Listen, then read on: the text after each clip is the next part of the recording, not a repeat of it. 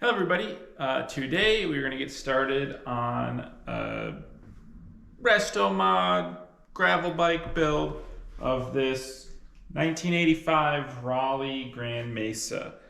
So some cool things about this bike is it comes stock with 650B wheels.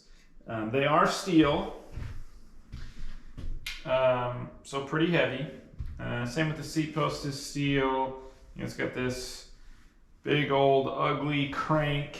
So what we're gonna do is we're gonna put on some nicer wheels and drivetrain, bigger tires, because these are actually fairly nice tires. These are modern Pan Racer tires.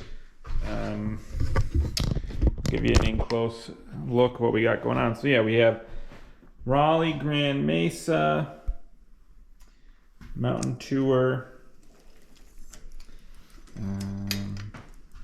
Has the strap, which is super cool. The frame is in good condition. So yeah, just entry-level driver. This was I think the bottom of the line mountain bike in 1985 for Raleigh, or the second to the bottom. Stem shifter. So we're gonna be using the frame and most likely the brakes. But yeah, new wheels, not modern wheels. The wheels are actually right here. These are some Pesenti rims, which are modern hoops, kind of like modern vintage hoops, laced up to a Shimano 600 hub set. So this will work good with the spacing in the rear triangle back here. Those are 130. I'm assuming this is 126 or 130, but if we only have to stretch it 4 mil, that will be easy. Those will be cassette instead of freewheel also, so we'll be able to do probably 2x9, 2x8, maybe only 7. That's we'll have to see. That might be a 7-speed only free body. Hopefully it's not. It'd be nice if we could get away with 8 or 9 speed, but we're gonna do 2x whatever, and we're gonna try to lighten it up. So we're gonna weigh it right now, see what this thing comes in stock, and then we are going to place the wheels, place the seat post with an aluminum seat post. We're gonna ditch the stem shifters for a pair of thumb shifters. We're keeping the bull moose bar because you gotta. And we're gonna ditch the crank for some non-behemoth chain rings, and just make up a really nice bike to put out on the floor and get ready for gravel season here in Minnesota. So first, let's grab the scale.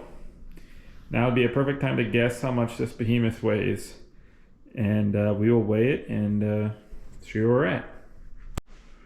It's actually not as bad as I thought. 33 pounds, 12 ounces, or 15.2 kilograms. I was honestly expecting more in like the 35, 36 pound range. So this must be an off day. I didn't eat my Wheaties today, but I'm hoping we can get it down to that like 28 or so pound range. We could drop 5 pounds. I think that would be pretty cool.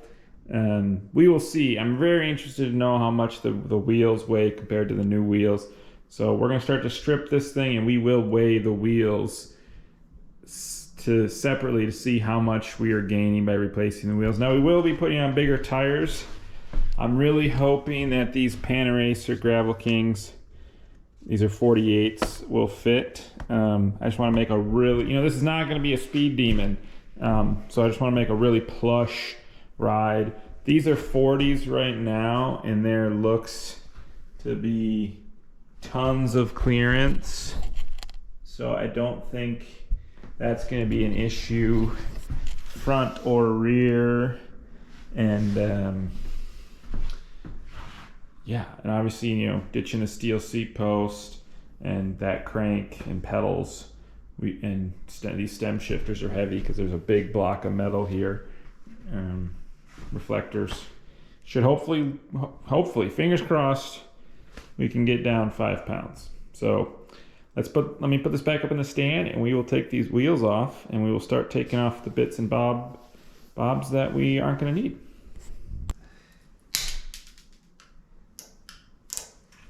These plastic caps just get hard and brittle.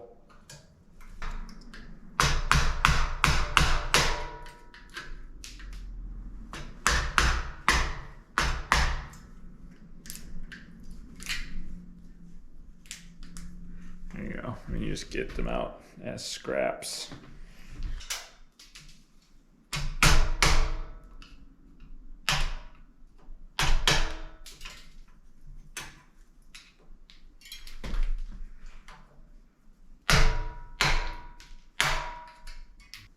Yeah, it's not gonna fit still. You have to do a little bit more surgery on this side. A 5240. So yeah, we're gonna slim down to probably a 40 and then a granny gear, maybe like a 4232 or something. I don't know. I haven't decided yet, but something way smaller than this. And we'll put in a nice new sealed bottom bracket. So that'll make everything spin nicer. There is no derailleur hanger, so we will need to run some kind of derailleur that has the locks into the dropout. But I would like to find someone with a longer cage so we could run a bigger cassette, but that might not be an issue. We're gonna get there when we get there. So far, I have the wheels, the tires, and the idea, which is all you need to start a project. An idea. We're also gonna ditch this reflector mount and this reflector, and we're gonna ditch these stem shifters. We need to polish this bar. We're gonna keep these brake levers. We're just gonna clean them all up, obviously, run new cables and housing, and because right now it's pretty crunchy. So yeah. To ditch this bracket, we're gonna have to take the whole brake off because it's attached under the brake. So I think we'll just do that right now so that we can clean. I'm contemplating if this thing should get fenders or maybe a rear rack. I don't know. Do I just want it to be like a cruiser, gravel bike, or do we want it to maybe, have a little bit more utility? I don't know. It is going to go for sale in the shop, so all those are probably decisions that can be, left up to the customer who buys it. If they want a rack or anything put on. We're just going to put all this hardware back on so we don't lose it. We'll hang that there. I mean, even that, we're gonna weigh these. How much just in reflectors are we gonna save? That'll be kind of fun. Once you start weighing things, it's hard to stop. It's like you just want to know what everything weighs. So for just the reflectors, we're at 130 grams. It's 5 ounces. I mean, just for those, 5 ounces roughly. So those are going in the trash. So next we're going to take these shifters off. So to take these off, you'll see that there's a Phillips screw right here. You're going to take that screw off, and then this cover is going to come off. I'll show you.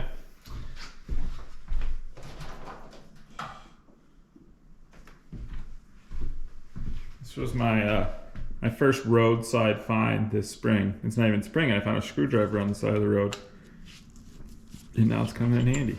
So yeah, you undo that screw, and it's loose. So now we'll pull the stem, and this will pull off. We actually are going to cut these brakes free because we are going to recable it. So put those there. Now we can pull.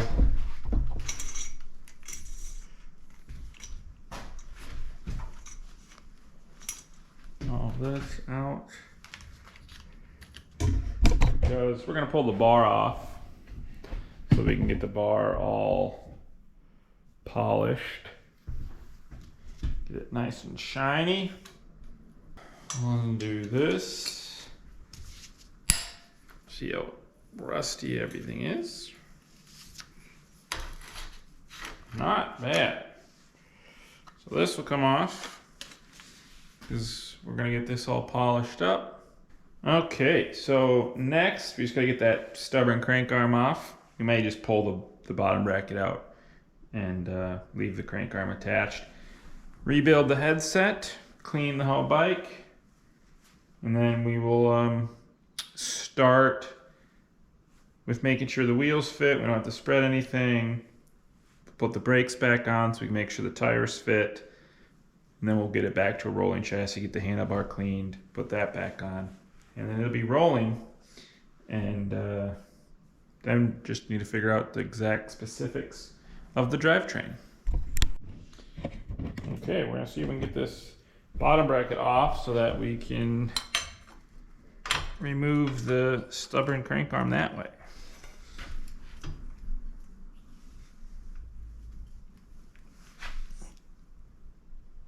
Oh, yes. These bottom brackets can be a real pain. Because you can't put the VAR, like the nice VAR tool in if the spindle's still in. This is what we're dealing with. This crank arm is stuck on because the plastic thing is stuck around, so I can't get the tool in to remove the bolt. So to pull the crank arm off, we gotta get this cup off. And there's just barely enough room. I can't find the right size cone wrench. So there's just barely enough room to get the crescent wrench in there. Okay. Bottom bracket removed. So you can see the plastic cover stuck in there, so it doesn't allow the tool to get in deep enough to turn out the nut. This is just gonna go in the trash. Nothing I want to fiddle with. I removed the bottle cage. 1, it was deformed. 2, I wanted to clean, but 3, I think silver will look a lot better when we get there. So we have 1 bottle cage here, and we also have 1 down here. So we will be able to run 2 cages. There is no mount here, but I mean, you got the shoulder strap, so that's a win-win. It cleaned up really nice. We're gonna have to do a little work with the rear wheel. It's been, spacing is wrong, but also the axle is already sticking out too far. You can see it's sticking out past the dropouts. So and a longer axle was put into this hub, and then this hub was spaced out from its original road spacing.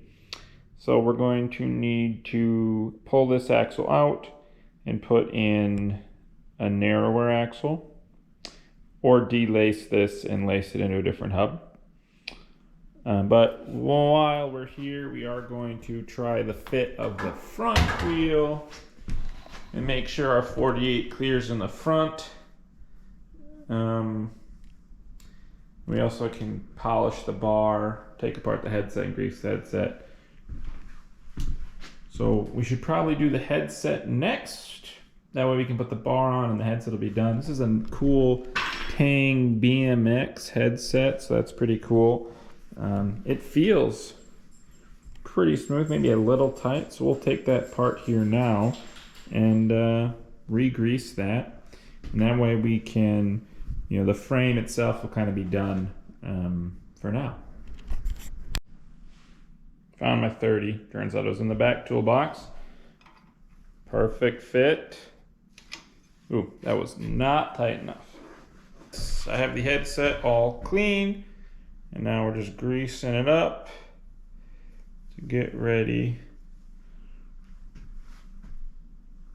to install the fork back in.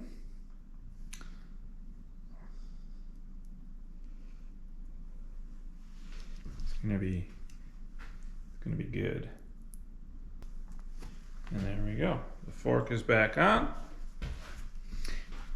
Now we're going to put the front tire on just so we can see what our tire clearance is, and we'll bolt that front brake on just to run through that everything's working. There we are. I'm gonna have to order some tubes with some shorter valve stems, but I mean, those Gravel Kings, this is the first of many. Oh, the tire fits. Now we just gotta see if the brake fits. I gotta go grab a front skewer quick. I'm just gonna grab a temporary one, and then I'll get something nice down the road. That's just a temporary skewer, but I mean, 48s, as long as that brake fits, this thing is gonna be cool. Let's see, I have the front brake here. Oh, we could go even bigger. I don't want to, but we could totally go bigger. Oh, I forgot to weigh the difference in the wheels. Well, we can weigh this front versus the old front with tires on, 'cause, you know, these are the tires we're gonna run. So let's do that quick. We have the old front, the new front. I can already tell we're saving weight. Let's find out how much.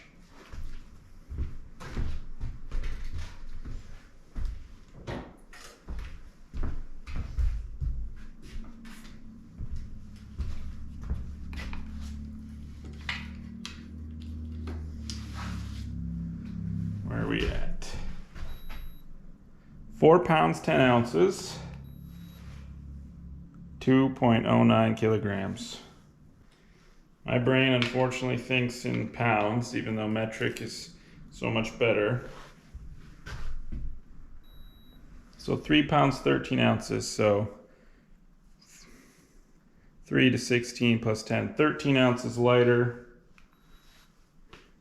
1.73 kilograms. So a bigger tire, we went from a 40 to a 48, and we shaved 13 ounces. So almost a pound in the front wheel.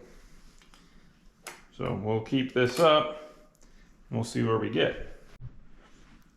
Just taking I took the grips off the bar, getting the brake levers pulled off so we can start to get this all polished up. Then we can get the bar back on. Once the bar's on, I can find some shifters. Probably gonna do some Sun Tour thummies. Those are my favorites, and I did just get a few more in stock. We're gonna keep these bar ends because they're cool and vintage. If we save another 13 ounces or so roughly on the rear wheel, that'll be close to our 2 pounds. We'll be down from 33 and a half, roughly 33 3/4 to 31. So we'll be slowly getting to where we want to be on the weight. I mean, it's not going to be light. You know, it's old. It's fairly entry level steel. It's, you know, Raleigh 410, but it cleaned up great, and this is the perfect kind of, you know, fix up an old cheap bike, and it's still nicer than any cheap bike you can buy nowadays. So I'm pretty amped with already how it's looking. So the bar's starting life pretty, I mean, it's in good shape, but it's pitted. We're just gonna take some Scotch-Brite and some purple metal polish, and we're just gonna start scrubbing. After a little bit more polishing, The bar's looking good. We're just gonna put some grease in there, slot this in there. Have it set at the max insertion. When we set up the brake cables, everything's long enough. And then if we want to lower the stem, we can. But this way it's set up to go as high as it can go. I am very pleased with the tire clearance. We're gonna have tons of tire clearance for those 48s. And they fit well on the rims. Need to figure out the axle spacing and a new axle for the 600 Shimano 600 hub. Obviously they had an axle swap done on it, so we're going to do that. Need to clean up these dropouts a little bit better. Thread in a new bottom bracket.